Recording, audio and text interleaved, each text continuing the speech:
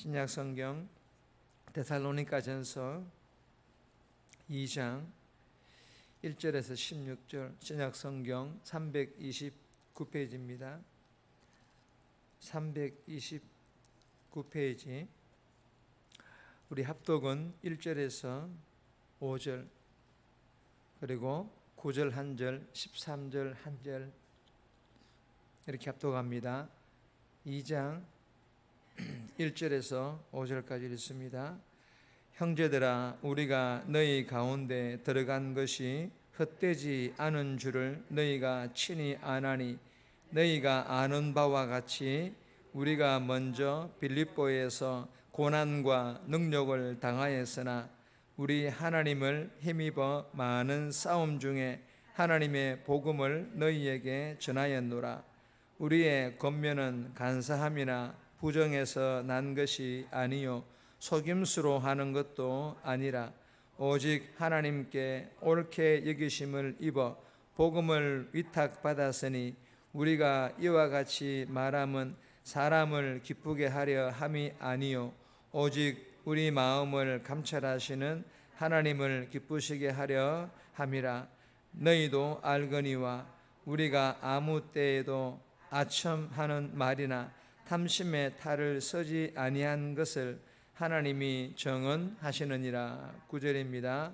형제들아, 우리의 수고와 애쓴 것을 너희가 기억하려니 너희 아무에게도 폐를 끼치지 아니하려고 밤낮으로 일하면서 너희에게 하나님의 복음을 전하였노라. 13절입니다. 이러므로 우리가 하나님께 끊임없이 감사함은 너희가 우리에게 들은 바 하나님의 말씀을 받을 때에 사람의 말로 받지 아니하고 하나님의 말씀으로 받음이니 진실로 그러하도다. 이 말씀이 또한 너희 믿는 자 가운데서 역사하느니라. 아멘. 오늘 본문의 제목은 유모처럼 아비처럼, 유모처럼 아비처럼. 여러분, 오늘 본문은 목숨까지 바치는 모성애로 자녀를 돌보는 유모처럼, 그리고 사랑으로 어미 꾸짖는 아비처럼 사도 바울은 데살로니가 교인들이 하나님께서 부르신 뜻에 합당하도록 그리고 합당하게 살도록 돌보았다라는 그런 내용의 본문입니다. 오늘 이 본문이 우리에게 주시는 첫 번째 교훈입니다. 영혼 구원은 끝까지 감당해야 될 사명이다. 영혼 구원은 끝까지 감당해야 될 사명이다. 우리가 주님 앞에 부르시는 그날까지, 우리가 천국 가는 그날까지 감당해야 될 사명이다라는 그런 교훈입니다. 1절에서 2절까지 교훈인데 2절 말씀 보시면 너희가 아는 바와 같이 우리가 먼저 빌립보에서 고난과 능욕을 당하였으나 우리 하나님을 힘입어 많은 싸움 중에 하나님의 복음을 너희에게 전하였노라. 여러분, 이 본문은 사도 바울의 전도팀 일행들이 데살로니가 지역을 방문하였는데 이 방문이 왜 값진 방문인지 그 이유를 설명하고 있습니다.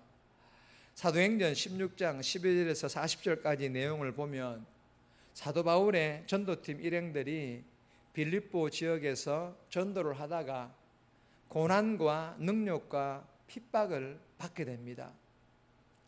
여기에 대하여 오늘 본문 2절에서 너희가 아는 바와 같이 우리가 먼저 빌립보에서 고난과 능욕을 당하였으나, 여러분, 보통 이런 상황이라면 전도팀이라도 포기하거나 철수하거나 아니면 좀 쉬는 시간을 가지면서 재정비하여서 다시 도전하거나 할 텐데 사도 바울의 이 전도팀 일행들은 그렇게 하지 않았다라는 것입니다.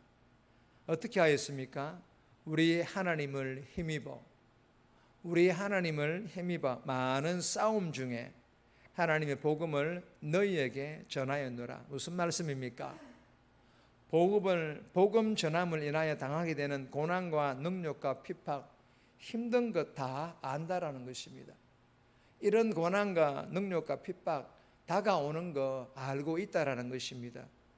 그러나 그럼에도 우리의 능력으로 우리의 경험으로는 감당할 수 없지만 하나님을 힘입어 하나님의 능력인 하나님의 은혜로 충만하여 그리고 많은 싸움 중에 하나님의 복음을 너희에게 전하였노라. 다음 선교지인 데살로니가 지역에 복음을 전하기 위해 왔고 복음을 전하였다라는 그런 말씀입니다. 사도 바울은 이렇게 자신의 전도팀 일행들이 데살로니가 지역 방문이 왜 값진 방문인지를 설명하고 있는 것입니다. 사랑하는 여러분, 오늘 이 본문이 우리에게 주시는 교훈이 무엇입니까? 지금도 삶의 현장에서 모욕과 때로는 환난을 무릅쓰고 복음 전하고 계시는 선교사님들을 기억하며 기도하라는 것입니다.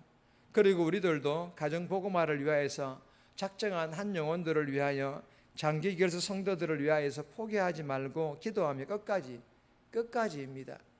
그리고 어떤 말을 듣더라도 때로는 핍박이 주어진다 하더라도 전도하라, 영혼 구원하라 라는 것입니다.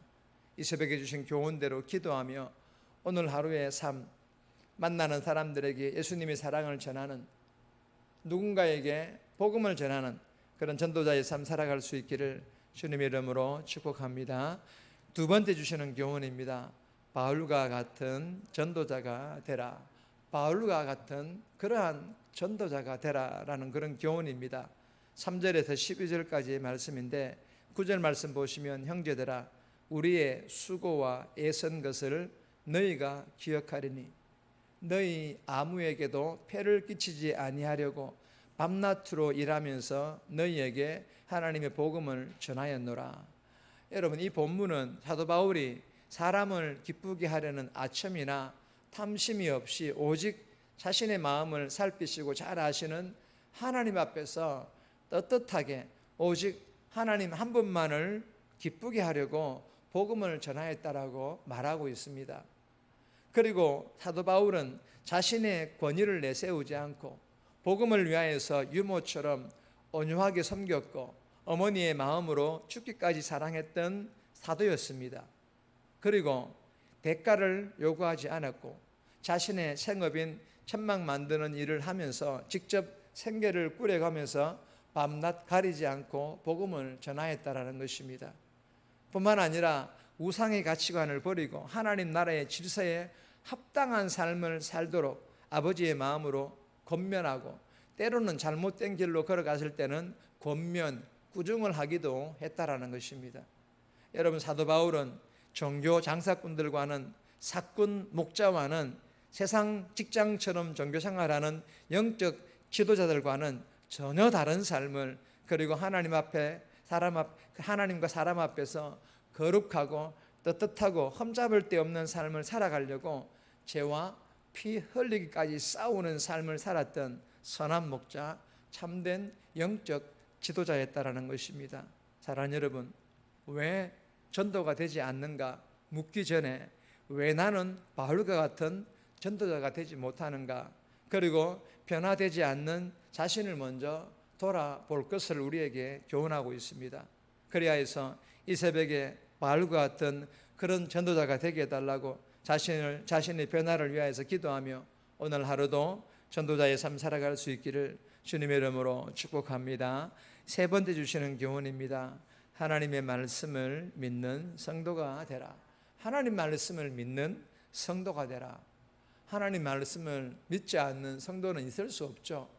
그러나 많은 교회 다니는 교인들이 하나님을 믿지 않고 종교 생활하는 그런 교인들이 있기 때문에 이런 교훈을 주시는 것 같습니다. 13절 말씀을 보시면 이러므로 우리가 하나님께 끊임없이 감사함은 너희가 우리에게 들은 바 하나님의 말씀을 받을 때에 사람의 말로 받지 아니하고 하나님의 말씀으로 받음이니 진실로 그러하도다. 이 말씀이 또한 너희 믿는 자 가운데서 역사하느니라. 여러분, 이 본문은 사도 바울이 쉬지 않고 감사하는 이유는 성도들의 세속적인 성공 때문도 아니요 평탄한 때문도 아닙니다. 이유는 데살로니가 이 성도들이 하나님 말씀을 사람의 말이 아닌 바울의 말이 아닌 하나님의 말씀으로 받았고, 그리고 그 말씀이 믿는 자들 속에서 운동을 일으키고 변화를 만들어내고 고난을 감내하고 있었기 때문입니다. 여러분, 데살로니가 이 성도들은 히브리서 4장 12절 말씀을 믿었습니다. 다 같이 읽습니다. 하나님의 말씀은 살아있고 활력이 있어 좌우의 날선 어떤 검보다도 예리하여 혼과 영과 및 관절과 골수를 찔러 쪼개기까지 하며 또 마음의 생각과 뜻을 판단하나니. 아멘. 사랑하는 여러분, 내 속에도, 우리의 속에도, 그리고 대명교회 영적 공동체 안에도 하나님의 말씀을 하나님의 말씀으로 믿음으로 말미암아 말씀이 살아 역사하여 성도와 교회가 변화되어지고 잃어버린 영혼들로 이 빈자리가 채워지는 부흥이 일어날 수 있기를 주님의 이름으로 축복합니다. 네 번째 교훈은 제목만 읽고 넘어갑니다. 참된 예수의 제자에게 고난은 필연입니다. 참된 예수의 제자에게 고난은 필연이라는 것입니다.